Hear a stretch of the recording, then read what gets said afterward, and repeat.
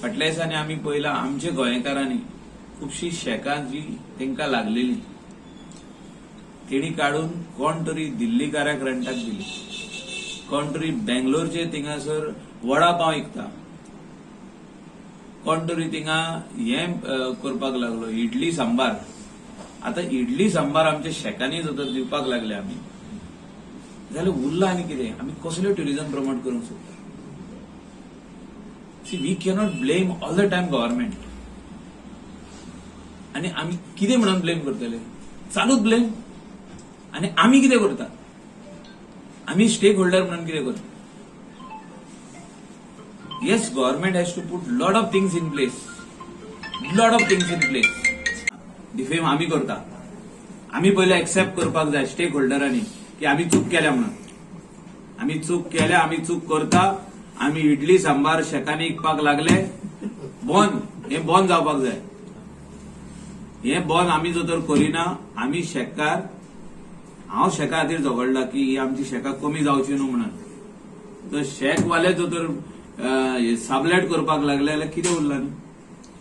What are we trying to tell the tourist that we are going to serve you idli sambar on the beach? What are we going to? I am not against idli sambar. Idli sambar सगळ्याक Mewat main रोडार. जर बीचार जो cuisine मेवपाक जाय ते जर ना, what are we going to?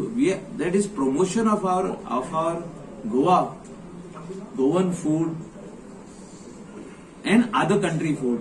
is served, continental असो आनी कितें असो, बीचार सारखे seafood. This is what the tourist are coming for. So तेंचो कल्चर जर आमच्या बीचार दाखोवपाक लागले आमी जाल्यार उरलां न्ही कितें? Culture of Hyderabad we are going to show on the beach, culture of Maharashtra और Karnataka we are going to show on the beach. The tourism industry बीचार शेकां जी आहा ती दिल्ली आहा कित्याक? आमच्या लोकलांक to showcase their talent in cooking. जे आमचं स्वादिक जेवण, जे आमचं cuisine of the Goan, that has to be showcase on the beach. त्या खातीरूच दिला न्हू.